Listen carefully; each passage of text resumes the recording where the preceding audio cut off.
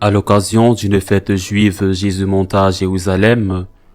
Or, à Jérusalem, près de la porte des brebis, il existe une piscine qu'on appelle en hébreu Bethzatha. Elle a 5 colonnades sous lesquelles était couchée une foule de malades, aveugles, boiteux et impotents. Il y avait là un homme qui était malade depuis 38 ans. Jésus, le voyant couché là, et apprenant qu'il était dans cet état depuis longtemps, lui dit, « Veux-tu être guéri ?» Le malade lui répondit, « Seigneur, je n'ai personne pour me plonger dans la piscine au moment où l'eau bouillonne. Et pendant que j'y vais, un autre descend avant moi. » Jésus lui dit, « Lève-toi, prends ton brancard et marche. » Et aussitôt l'homme fut guéri. Il prit son brancard, il marchait. Or, ce jour-là est un jour de sabbat.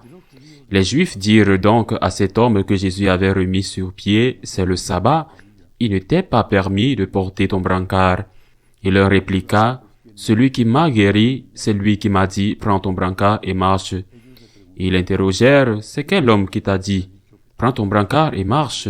Mais celui qui avait été guéri ne savait pas qui c'était. En effet, Jésus s'était éloigné, car il y avait une foule immense à cet endroit. Plus tard, Jésus le retrouve dans le temple et lui dit, « Te voilà guéri, ne pêche plus. » Il pourrait arriver quelque chose de pire. L'homme partit annoncer aux Juifs que c'était Jésus qui l'avait guéri, et ceux-ci persécutaient Jésus parce qu'il avait fait cela le jour du sabbat. Acclamons la parole de Dieu.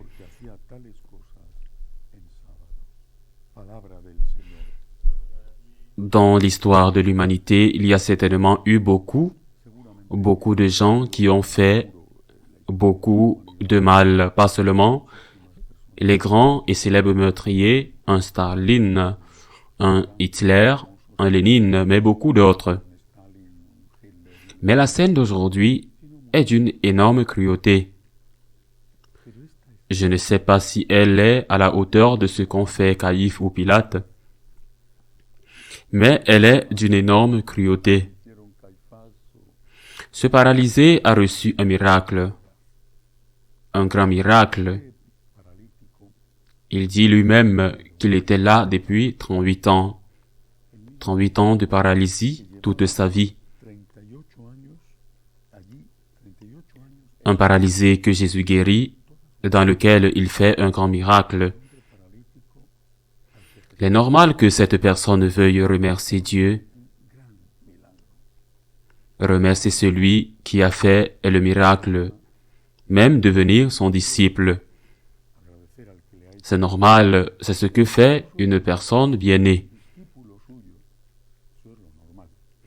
Il fait le contraire. Il devient un ennemi du Christ. D'abord, il lui demande, parce qu'il voit faire quelque chose d'interdit le jour du sabbat pour les Juifs, comme porter un brancard. Bon, c'était leur loi. Il lui demande, et il dit, « Je ne sais pas. Je ne sais pas parce qu'il ne m'a pas dit son nom.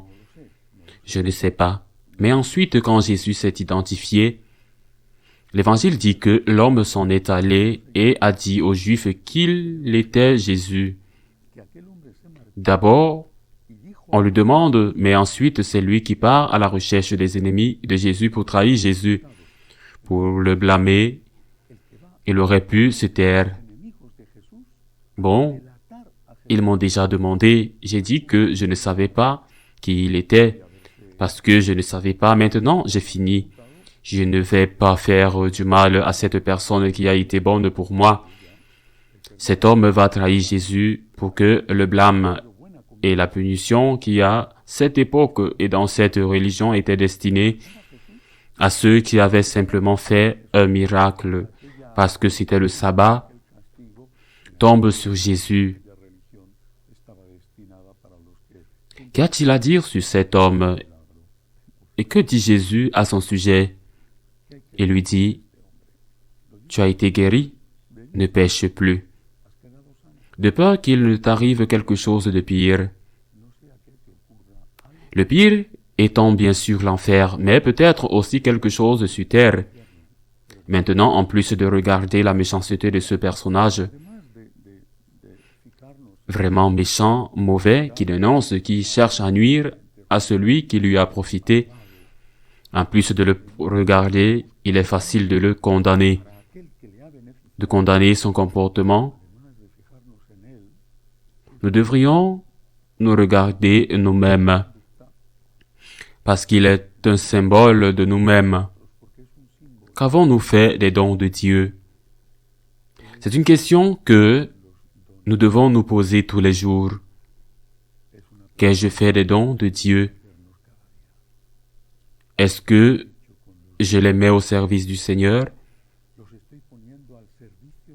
Est-ce que je les donne au centuple? Ou au contraire, comme ce malheureux, est-ce que je les mets contre le Seigneur? Qu'ai-je fait des dons de Dieu?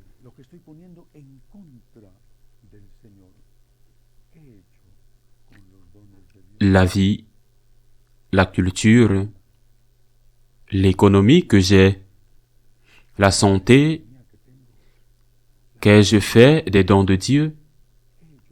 Parce que nous allons être jugés sur cela.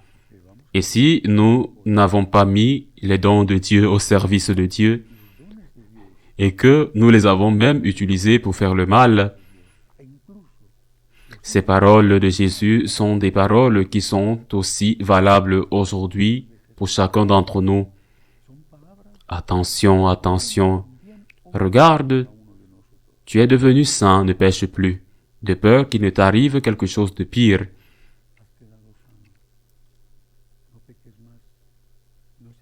Qu'est-ce que tu as fait des dons de Dieu? Qu'ai-je fait de tout ce que j'ai reçu? Faisons un examen de conscience. Beaucoup, beaucoup, beaucoup. Peut-être que certains ont reçu plus, peut-être que nous aurions pu recevoir plus. Si nous l'avions voulu, mais le Seigneur ne va pas nous juger sur ce qu'il ne nous a pas donné. Il va nous juger sur ce qu'il nous a donné. Celui qui lui a donné une pièce, il ne va pas demander la même chose à celui à qui il en a donné 10. Celui à qui il a donné un talent, il ne va pas demander la même chose à celui à qui il en a donné 10. La vie, la culture, l'économie, qu'est-ce que j'ai fait des dons de Dieu? La santé, la famille que j'ai, qu'est-ce que j'ai fait de ces dons de Dieu?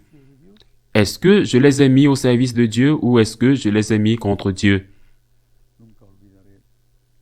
Je n'oublierai jamais une scène dans la paroisse, celle d'un homme, un gagnant, un homme à succès, qui avait détruit son mariage en trompant sa femme à plusieurs reprises et en lui répétant que c'était la dernière fois qu'il recommençait, jusqu'à ce qu'un jour, elle se lasse et demande la séparation.